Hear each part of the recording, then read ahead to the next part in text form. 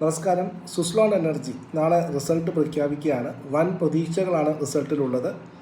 Stock റെക്കമെൻഡേഷനല്ല, ആദ്യമേ പറയട്ടെ, Suzlon energy hold ചെയ്യുന്നവരെ സംബന്ധിച്ചിട്ട് റിസൾട്ട് നാളെ ഒരു നിർണായകമായിരിക്കാം. ഒരു മൂവ്മെൻ്റ് ഒക്കെ ഉണ്ടാവാൻ സാധ്യതയുണ്ട്. എന്താണ് എക്സ്പെക്റ്റേഷൻ എന്ന് വെച്ച് കഴിഞ്ഞാൽ 55 മുതൽ 58% വരെ ഗ്രോത്താണ് പ്രോഫിറ്റിൽ കമ്പനി എക്സ്പെക്റ്റ് ചെയ്യുന്നത്. അതുപോലെ തന്നെ 60% ഗ്രോത്ത് സെയിൽസിൽ കമ്പനി ഇയർ ഓൺ ഇയറിൽ എക്സ്പെക്റ്റ് ചെയ്യുന്നു. അതിന് പുറമെ 420 മുതൽ 450 വരെയുള്ള മെഗാവാട്ട് പ്രൊജക്റ്റുകളുടെ വിൻഡ് ടർബൈൻ എക്സിക്യൂഷനും കമ്പനി പ്രതീക്ഷിക്കുന്നുണ്ട്. പ്രധാനപ്പെട്ട 3 ബ്രോക്കറേജ് ഫേംസ്, അതായത് ഒന്ന് മോത്തിലാൽ ഒസ്വാൾ, അതുപോലെ തന്നെ JM ഫിനാൻഷ്യൽസ്, നുവാമ, ഈ 3 കമ്പനികൾ അല്ലെങ്കിൽ 3 പ്രധാനപ്പെട്ട ബ്രോക്കറേജുകൾ സുസ്ലോണിൻ്റെ മുകളിലുള്ള പ്രിവ്യൂ പുറത്തുവിട്ടിട്ടുണ്ട്.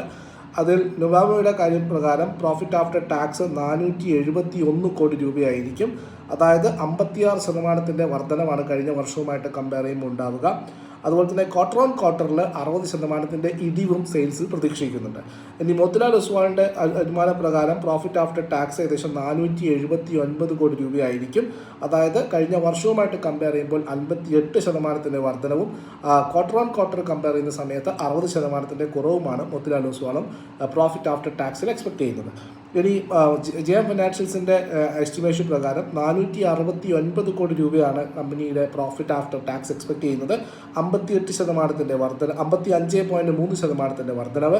അതേസമയം ക്വാർട്ടർ ഓൺ ക്വാർട്ടറിൽ 19.3% കുറവ് മാത്രമാണ് കമ്പനി പ്രതീക്ഷിക്കുന്നത് സെയിൽസ്, പ്രോഫിറ്റ് ആഫ്റ്റർ ടാക്സ് പ്രതീക്ഷിക്കുന്നത്. അതേസമയം സെയിൽസ് നോക്കിക്കഴിഞ്ഞാൽ നുവാമ 3300 കോടി രൂപ സെയിൽസ് എസ്റ്റിമേറ്റ് ചെയ്യുന്ന സമയത്ത് മോത്തിലാൽ 3238 കോടി രൂപയുടെ എസ്റ്റിമേഷനാണ് കാണുന്നത്.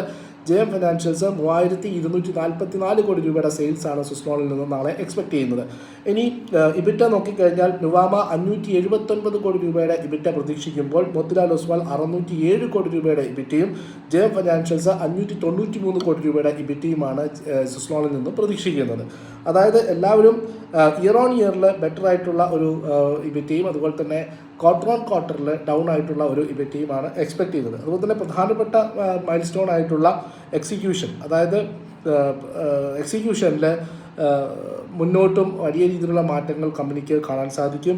നുവാമ പറയുന്നത് 420 മെഗാവാട്ടിൻ്റെ എക്സിക്യൂഷനെങ്കിലും Q1 നടന്നിട്ടുണ്ടാവാനുള്ള സാധ്യതയാണ്. മാനേജ്മെൻറ്റിൻ്റെ ഗൈഡൻസും കാര്യങ്ങളും 60% ഗ്രോത്ത് ഒക്കെ എക്സ്പെക്ട് ചെയ്തിട്ടുണ്ടായിരുന്നു.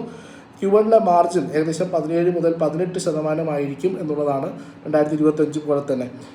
ഇതൊക്കെയാണ് സുസ്ലോണിനെ പറ്റിയിട്ടുള്ള പുതിയ കാര്യങ്ങൾ വന്നിരിക്കുന്നത്. ഏതായാലും നാളെ റിസൾട്ട് വരികയാണെങ്കിൽ ഈ അടുത്തതായിട്ട് നമുക്കുള്ള ടാർഗറ്റ് 80 ഒക്കെ ആയിരുന്നു. നോക്കാം നാളത്തെ Q1 റിസൾട്ട് സുസ്ലോൺ എന്താണ് ചെയ്യാൻ പോകുന്നത് എന്നുള്ളത്.